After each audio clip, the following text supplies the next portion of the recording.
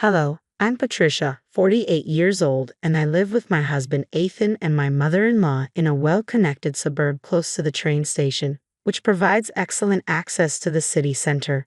During our house hunting phase, Ethan, who had just been promoted to a managerial position, insisted on finding the spacious apartment, even though it came with a high rent. He believed the extra space was worth the cost.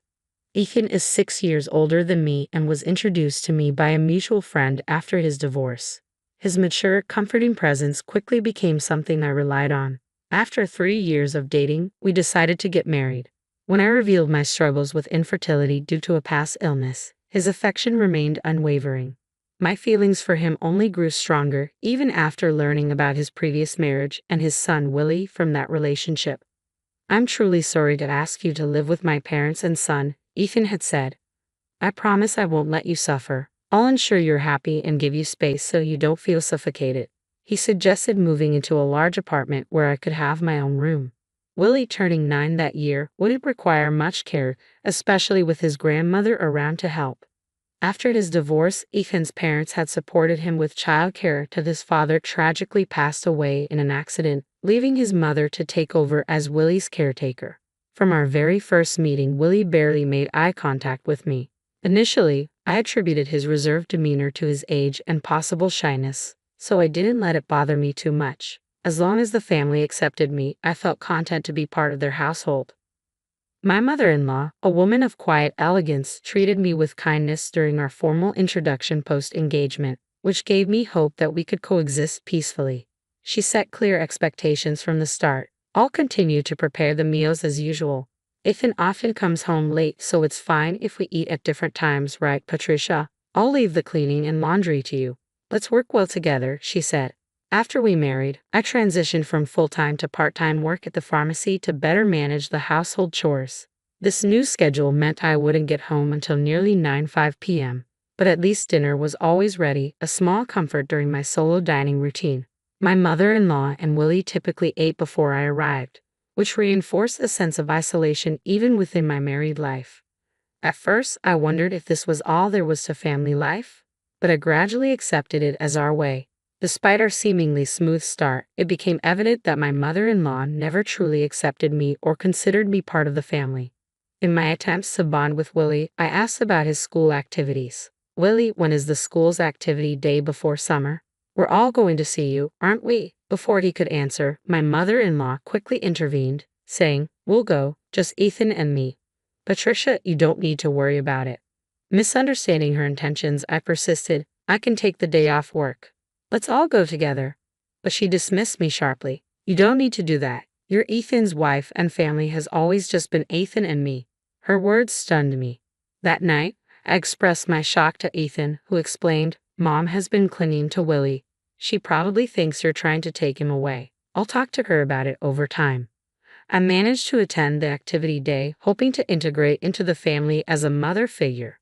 However, Willie and I rarely interacted outside of these school events. Sometimes I sensed he wanted to open up, but my mother-in-law consistently interjected, blocking any progress. I later discovered she had been tarnishing my image in Willie's eyes, suggesting that I would be happier if he weren't in the picture. This revelation deeply hurt me, highlighting the complexities and challenges of blending into a family with pre-existing bonds and hidden resentments.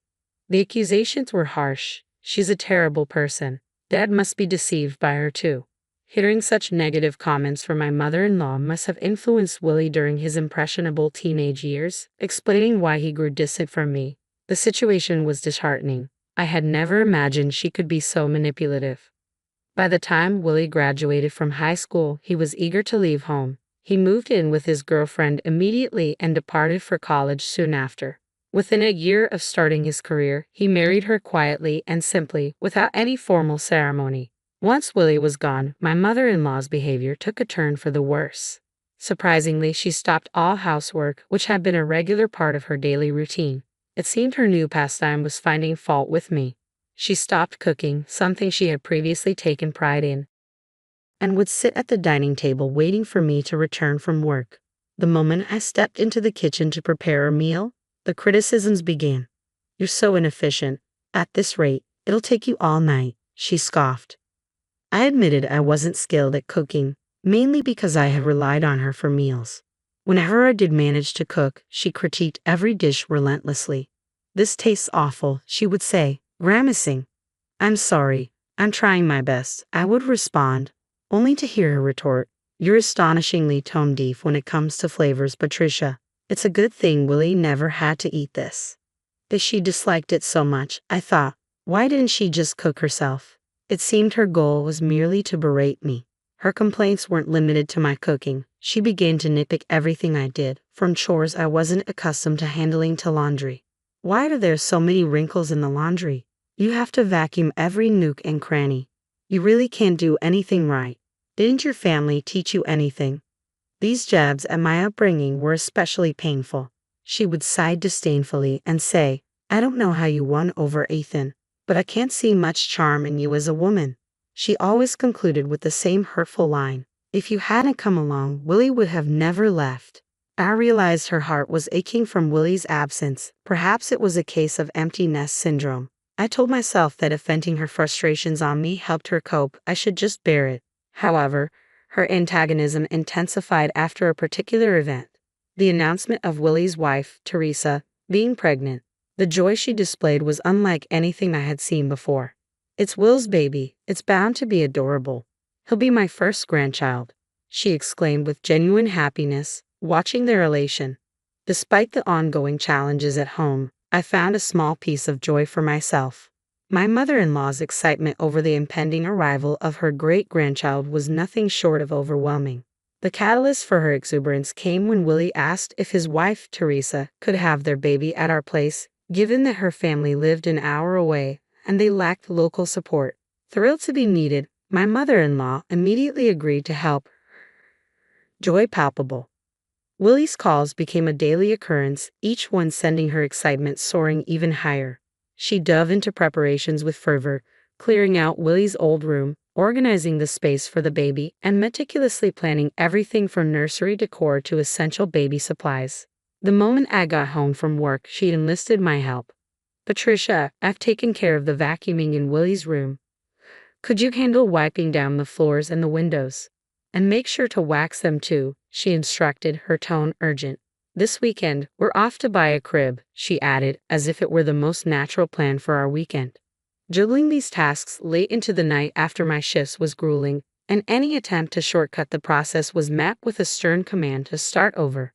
Before long, her requests extended to finances. "Patricia, I need you to withdraw some money tomorrow. There are a few more things I want to pick up for the baby," she declared one morning. I hesitated, concerned by the rapid pace of spending. Shouldn't we wait for Teresa and Willie to arrive before we buy so much? Maybe Teresa would like to choose some things herself, I suggested, hoping to inject some practicality into the frenzy. Her response was sharp and dismissive. "How can you be so detached? It's Ethan's grandchild, after all." "Oh, but of course, you're not related by blood. You wouldn't understand, would you?" The accusation stung, and I tried to clarify my position gently. "It's not that I don't care. I just thought it might be nice for Teresa to have a say in her own child's preparations," I explained. But my attempt to reason with her seemed to hit a nerve. She shot me a piercing glare, and I realized I may have crossed the line. I watched helplessly as she turned and retreated to her room, deeply upset. That night, I reflected on our harsh exchange, feeling the weight of her words. The following morning, she stayed in her room, likely still angry about our conversation. Ethan was about to leave on a business trip when he paused at her door to make a final remark. "I'm heading out. Don't dampen Mom's enthusiasm about the grandchild. She's been different since Willie moved out. You've noticed it too, right?" I nodded but added, "However, if we use up all our funds now, what will we do when Willie and Teresa need our help?" Ethan frowned, misunderstanding my concern. "Are you suggesting I don't make enough money?" Ethan said, but I quickly reassured him, "That's not it at all." However, it was too late. He left visibly upset, leaving me alone to ponder the delicate balance of family dynamics and financial responsibility. As the one managing our household finances for over 12 years, I considered it prudent to think ahead. Ethan had always reassured me that my part-time income was for my own use, so I diligently saved whatever I didn't spend, viewing it as a shared resource for our future. However, the financial stability of our household had been steadily deteriorating over the past 4 years. Ethan's salary had shrunk to a third of what it was when we first got married due to his company's declining performance. Despite the uncertainty about the company's future and his job security until retirement, Ethan was reluctant to seek new employment, unwilling to relinquish his role as department head, primarily to maintain appearances in front of my mother-in-law. As a result, I took on the responsibility of paying our rent while he managed other living expenses. We kept this arrangement hidden from my mother-in-law to preserve Ethan's dignity. One day, feeling the weight of recent tensions, I decided to leave work early to apologize to my mother-in-law. When I arrived home, she was already seated at the dining table, waiting for me. "I'm sorry about yesterday. I may have been too harsh," I began, but she interrupted me with an icy demeanor. "Willie and Teresa are coming back to have their baby here. I need you to move out," she stated bluntly. Stunned, I barely managed to ask, "I have to leave?" She confirmed, "Yes, we don't need another mother figure. You've been redundant for a while now. Willie and his family will be living here. Make sure you're out by tomorrow." Her words hit me like a freight train. I had never felt fully accepted by the family. I had always been the outsider. Now, with Willie's return for the birth, it was clear I was a failure. "You were allowed to experience raising a child. Be grateful for that. We have no obligation to support you anymore. It seems Ethan is tired of you too. Maybe he's getting along well with a new girlfriend by now." Shocked and heartbroken, I grabbed my bag and left the house, wandering aimlessly to calm my shaken spirit. I tried calling Ethan, but despite my mother-in-law's insinuations, he didn't answer, no matter how many times I dialed. I even called his office only to find out he had taken a few days off. The suspicions seated by my mother-in-law started to seem more plausible. Overwhelmed with emotion and tears streaming down my face, I found myself in front of the pub near the station, a place Ethan and I used to frequent when we first moved here. It still stood as a relic of happier times. As I entered, the owner's face clouded with concern before he recognized me. "Hey, long time no see." "It's been about 6 years," I replied, trying to muster a smile despite my distress. "Yes, it's been a while. I remember you," he said, offering a nod of recognition that brought a brief sense of relief. "Can I get a beer and a mixed plate of charbroiled chicken?" I asked for a small comfort in this familiar place, a refuge from the storm swirling through my life. As I settled into the pub, I engaged in light conversation with the owner, a man of few words, while sipping my cold beer and savoring the charbroiled chicken. Pulling out my cell phone, I lit up the screen to reveal a photo of Ethan and me taken on Willie's 17th birthday. He looked dashing in the slim suit we had chosen together, and I found myself wishing for a closer family bond. The beer seemed to wash away the day's troubles, and as I contemplated my next steps, I browsed for moving companies, discovering one available for the next day. I bookmarked a couple of junk removal services, saving their contacts in my favorites, and changed my screensaver to something less personal. A sense of mental clarity began to return, and the meal tasted exceptionally good. Perhaps a small comfort amid the chaos. I decided to give the situation more thought once I was back home. As I walked away from the pub, a young waitress hurried towards me. "Excuse me, are you Mrs. Patricia?" she asked. Having noted my previous screensaver, she hesitated, then dropped a bombshell. She believed my husband was having an affair with one of their employees. We exchanged contact details, and she promised to keep me updated. Suddenly, the pieces began to fit together, validating the harsh words of my mother-in-law.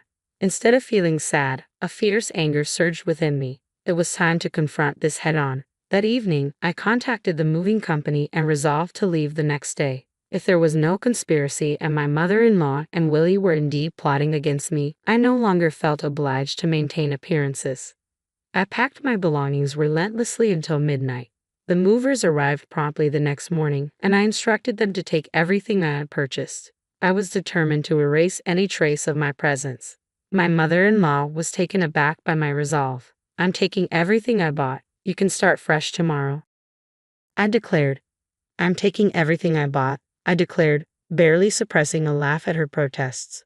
The movers efficiently cleared out my belongings, leaving behind only the baby gear and her old dresser, the remnants of a life before I arrived. "Well then, I bid you farewell. There shouldn't be a trace of me left, so enjoy your new life with Ethan, Willie, and his family," I said coolly, leaving her stunned as I placed the keys on the table and exited the house, the movers trailing behind with my possessions. I decided to stay with a colleague temporarily, feeling a sense of completion and relief wash over me. That night, I slept more soundly than I had in months. 2 weeks later, Ethan finally reached out, his voice tinged with confusion and urgency. Patricia, where are you? Willie and his family are here. Aren't you coming home soon? No, I'm not coming back, I replied firmly, recalling his mother's command for me to leave. Meanwhile, the young waitress from the pub had kept her promise, sending me a photo of Ethan chatting intimately with another woman at the pub and later entering a hotel with her. This betrayal erased any remaining affection I had for him. Armed with evidence of the affair, I was ready to confront the situation fully. No longer bound by illusions of my old life, I had had enough. I didn't hesitate to make it clear to Ethan over the phone. Willie and his family are moving in with you, right? I figured as much. I heard they'd been struggling financially, bouncing between part-time jobs since Willie graduated from vocational school. I want you back, Patricia, Ethan replied, desperation lacing his voice. I went to the pharmacy and they said you were taking some time off. Yeah, I needed a break, I said nonchalantly. But I'm fine, so don't worry about me. Your mom and Willie probably prefer having the house to themselves without me around. My blunt remark left Ethan speechless. He knew all too well that his mother and Willie had never accepted me, but he chose to ignore it. All right, I need to talk, so I'll come back there, he said, a plea evident in his tone. A few days later, I returned to the house for the first time since leaving. Inside, I noticed new furniture and appliances. Willie and Teresa barely acknowledged my presence, nodding from their seats on the sofa without standing. As I sat down, my mother-in-law glared at me with a mix of shock and disdain, the atmosphere thick with tension. Before I could rush my visit and leave, Willie confronted me. What are you doing here? You took everything from the house. What kind of monster does that? Dad's been supporting you and you've had it easy. I exhaled deeply, frustration boiling over. I took everything because I paid for it. I was clearing out all traces of myself, just as you all wanted, right? That's crazy. There's no way you could afford all that, just working part-time at the pharmacy, Willie shot back. Turning to face Ethan, I replied firmly, we've been getting by on what both Ethan and I earn. And for your information, Ethan's company hasn't been doing well. His salary has dropped significantly. For the past 4 years, I've been the one covering the shortfall. I've been paying our rent. My mother-in-law's face registered shock as she turned to look at Ethan, who awkwardly avoided her gaze. I'm not just a part-timer. I'm a druggist, and the pay is quite good. I make more than Ethan now. The room went silent, the tension palpable. I turned to Willie. I decided it was time to face some hard truths. Since you're going to live here now, it's time for you to start taking responsibility. You'll be paying the rent to help your grandmother. Willie's face twisted in surprise. Rent? How much is it? It's $7,200, I stated firmly. Good luck, because it seems my role here is over. I have no obligation to take care of you anymore. You're going to be a father soon, Willie. It's time to pull yourself together. Teresa, overhearing our conversation, suddenly spoke up, panic evident in her voice. Wait, $7,200? Weren't we supposed to live here for free? I stood ready to leave, satisfied that I had made my point clear. Covering rent and living expenses is just part of life. Good luck figuring it out. As I walked out, leaving them to absorb this new reality, I felt a weight lift off my shoulders. The chapter of my life filled with neglect and ingratitude was finally closing. I almost burst out laughing at the absurdity of the situation but managed to keep my composure. Don't worry, Teresa. There are cheaper places available. Ethan still makes a decent salary after all, I remarked, watching her face relax slightly. Then, with a heavy dose of sarcasm, I added, oh, and since I'll be leaving, life might get tough for you, Ethan, especially with your mistress. At that, Teresa's composure shattered, and she dissolved into tears. What are you talking about? My husband stammered, looking panicked. Through her tears, Teresa responded, oh, your mother told me about the new woman. I guess it's time to end my role as a wife too. Ethan looked flustered. My mother said what? He sputtered, realizing too late that I knew far more than he wished I did. It hasn't even been 6 days since I left the house. Ethan, wouldn't that hurt Grace if she knew? I mused aloud. At the mention of Grace's name, Ethan's face went pale, confirming my suspicions. This isn't the right atmosphere to discuss divorce papers, But I'll be in touch about that later, I declared, standing up to leave. Neither Ethan nor Willie could find the words to respond. They remained silent as I grabbed my bag. However, my mother-in-law abruptly stood up, slamming her hands on the table and yelling with surprising vigor for her age, "What the hell? It's all your fault. Our home is in shambles." I shot back without hesitation. "It was you who told me to leave, you who hinted at Ethan's affair, and you who interfered with my relationship with Willie. Everything is because of you." A rush of anger surged through me, and I regretted not being more assertive in my relationship with Willie and not standing up to her sooner. "Willie has nothing to do with this, Ethan. It's time for you to step up. You're going through a hard time. You should support him as his wife and take responsibility as a family member," I admonished. "What is she even talking about?" my mother-in-law muttered, bewildered. If she hadn't called Willie back home, if she hadn't hinted at Ethan's affair, I would still be supporting Ethan in this home. "Where are you, Willie? Why are you still here?" "It's all her fault," my mother-in-law concluded, her lips pressed tightly together, trembling with emotion. I slipped past her and quickly left the room. Afterward, Ethan agreed to the divorce rather easily. My determination and the undeniable evidence of the affair left him no other choice. Shortly after, it seemed they began the process of moving out of the apartment. In the end, Willie and Teresa returned to their own apartment, opting not to live with my mother-in-law. Ethan appeared to be considering remarriage, but Grace was furious over the alimony and his request for her to live with his mother. I heard they were now deliberating their next steps after everything that transpired. My mother-in-law eventually ended up in a care facility. It's somewhat melancholy to reflect on the irony of her situation. After all the dedication she poured into raising her son and caring for her grandson, it seems they are now ready to move on without her. Perhaps, in their eyes, she had fulfilled her role. If my mother-in-law had held her tongue back then, and if it had merely been a simple return home for childbirth, maybe we could have continued living together even after the divorce. But things unfolded differently. Willie sent me an apology letter recently. In it, he expressed his childhood longing for more affection and explained that he couldn't talk to me freely because his grandmother disapproved. He also shared how pleased he was whenever I attended his school events. Reading his words, I wondered if I should have made more effort to connect with him. Maybe then our relationship could have taken a different path. Despite the end of our familial ties, I find myself silently hoping for Willie's happiness in life. As for me, I've returned to my job as a druggist and rented an apartment close to my workplace. I didn't feel right keeping the furniture and appliances I had taken from the house, so I arranged for a junk removal service to take them away. Life without the constant criticism and interference of my mother-in-law has turned out to be peaceful and comfortable. For now, I am focused on living for my own happiness, no longer beholden to fulfilling someone else's expectations or desires. It's a new chapter, one where I can finally breathe freely and look forward to what comes next.